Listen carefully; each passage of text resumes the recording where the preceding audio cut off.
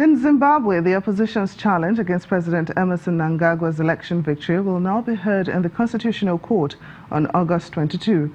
The spokesperson for opposition leader Nelson Chamisa made this known on his Twitter account.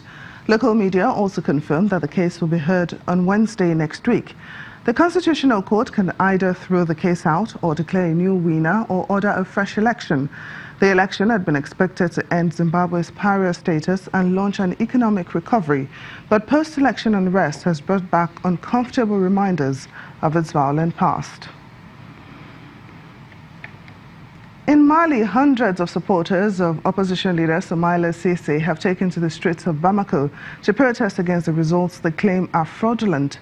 Holding banners reading "Don't touch my vote" and photographs of Cissé, the demonstrators shouted "IBK thief" as they marched towards Mr. Cissé's residence. The protesters said the results do not reflect the truth of the polls, launching a strong call for citizens to mobilize and exercise a popular pressure to ensure votes are respected. President Ibrahim Boubacar Keïta was declared the winner of the August 12 runoff election after gaining 67% of the vote against Mr. Cissé's 33%.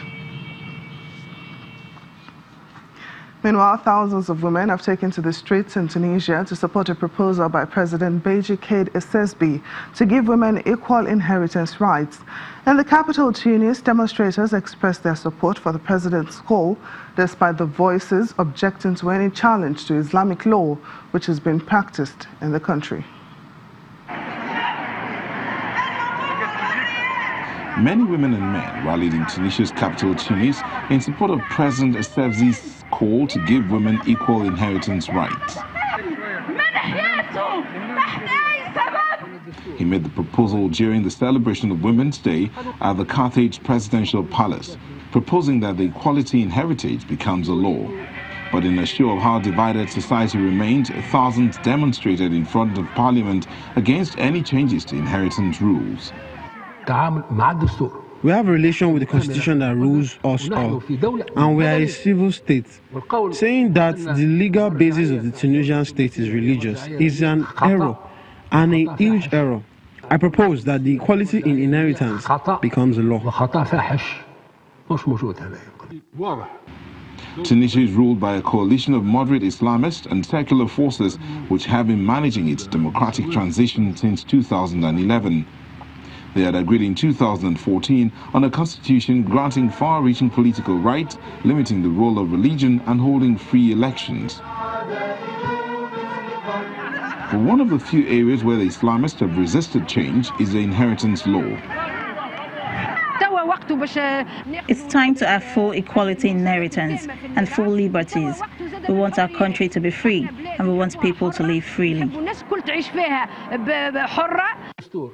To break the standoff, the president set up a committee to draft proposals to advance women's rights, winning praise from secular-minded women. But in the face of the opposition to his proposal from conservatives, Essebsi left the door open for some exceptions, saying families who wish to continue their allocation based on Islamic law would be able to do so. Parliament now needs to decide on a bill.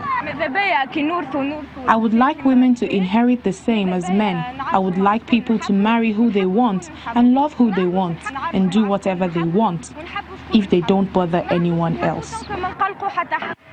The North African country grants women more rights than other countries in the region, and since last year has allowed Muslim women to marry non-Muslim men. The current system is based on Islamic law, which typically allows men to inherit double what a woman would receive.